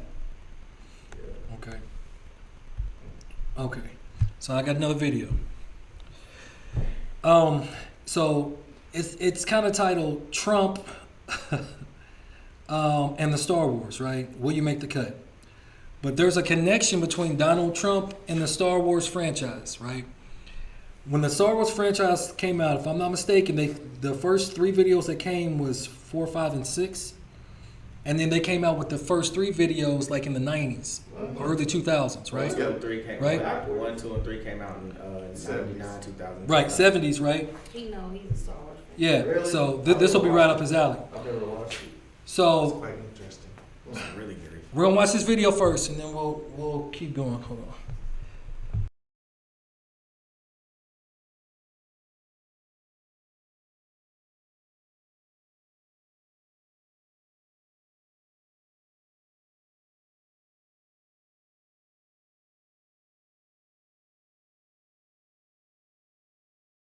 In my phone. Let's see. Let me just put this on you real quick. So, now, I didn't get to finish watching the video, but did they save the Chancellor on that one? Yeah. Okay. The chain. So all that stuff, the Clone Wars, but they were trying to kill that guy, right? The Chancellor. Because he's this big figure that comes out of nowhere and everybody loves all of a sudden, right? It was at the perfect time. Doesn't that sound kind of familiar? Like Trump. He becomes, I know you don't know, but you said you seen him? Yeah. Alright, so he becomes, he's actually been the entire time Darth Sidious, but at the time he was Emperor Palpatine. Or he was just a senator, and he wanted the whole Senate to himself. Right. So the whole time, he was pulling the strings and was like this evil person, right? But there was this thing that that ended up happening. He almost get killed, and this, and that, and then propelled him to even more power, right? I was just looking at a lot of things, and I was like, what? Like Trump? He almost get killed and the whole yeah. And so, I got a couple more videos, a couple more quick ones real quick. That's wild. Because, the world is a stage. Yeah, so if they put everything in movies. Yeah. Literally everything in movies, bro. I gotta watch The Simpsons, too. So what I'm going to do is... I got to do that here. Okay. So go back and watch the doggone Star Wars movies. Go back and watch it. He's like, sure. Because he ends up taking over and manipulating people with lies and deceit, and they end up giving him ultimate. What? They give him what? Ultimate power. There it is.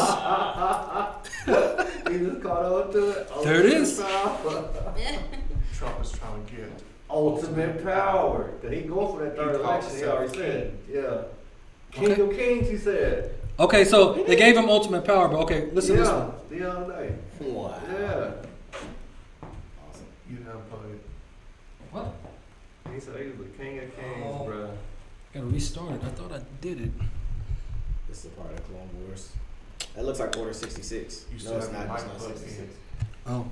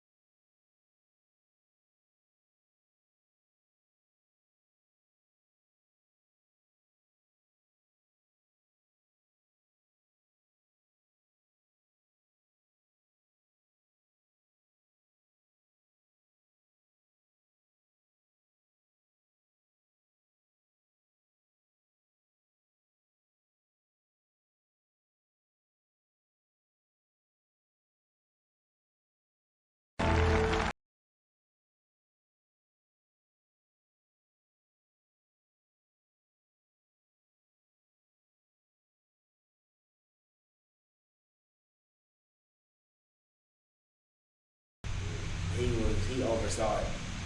Anakin oversaw it. Okay. So I know online y'all probably didn't hear all that. So No, they heard it. Oh, they heard it all? Everything was playing on there. okay. So everything that happened to Trump mirrors basically what happened in Star Wars. Like when it comes to the Chancellor. Yeah. And if you know that we are the Jedi from it, because it's a lot of biblical influences in it. And if I'm not mistaken, the first one from the first three, who's the first Jedi killed from the first three? You talking about the 4, 5, and 6, or The ones that came out in the 90s. first Jedi killed? I don't remember. Not the first Jedi. The first Jedi killed in those movies. I don't recall. Nope. Qui-Gon. Qui-Gon Jinn. Qui-Gon. Qui-Gon Jinn And then- was Qui-Gon trained Obi-Wan. Obi-Wan. Obi-Wan trained Luke. Right. Trained also Anakin. Anakin. Okay. So then, how many Black Jedis was there in the Just one. first three? Well, okay. He was painted. Yoda's painted green, but he black. No. But no. Samuel. Just one. Samuel Jackson. Right. Yeah. Samuel L. Jackson. Yeah. Right. They made sure that he had to die. But Anyway, to make a long story short, look at the patterns. Go back and watch the first 3 Star Wars movies, and you'll just start seeing, well, so it was an attack that they were trying to take him out, even though it wasn't the Jedi. They blamed it on the wrong people. It was kind of like an inside kind of job. Flag. And then after the false flag, he's going to go and exterminate and come for all the Jedi. We just watched that video. They were talking they're going to be coming for the people of faith, right? Yeah. And then he goes on this, Tari talking about he's going to create this galactic federation. Trump said that, we're going to be, Shabbat Shalom, that we're going to be like the number ones like in the cosmos or in space and everything. Yeah. So it's just like, I just start seeing, and I haven't seen those in like over a decade. I'm like, I remember this stuff. Yeah. Because they have to program us first. Yeah. But I cut it short, but like that's all I got today. Apologies for the interruptions and all that stuff. But did that make sense today? Will you make the cut? Yeah. So, Father, we ask for you to forgive us of our sins and the sins of our ancestors. Father, thank you for waking us up this morning. Thank you for your grace. Thank you for your mercy. Thank you for your truth, Father. We ask for you to circumcise our hearts and to help us, Father, to achieve and accept your salvation, Father, that you give freely, Father. Help us to get out of our own way, remove the stony hearts, remove the rebellion that's in our minds, Father, and just lead us and guide us into all truth, Father, and protect us and keep us, Father. Again, we ask for mercy and for the forgiveness of sins, Father. Heal our bodies and manifest your name in our lives, Father. In Yahushua's name we pray. Amen. Amen. So, we are Yehuda. This is YAH'S Assembly, so please subscribe, hit the notification bell, like and share our content, and as always, until next time, Shalom, folks. Shalom, tribe. Whoa, whoa, whoa.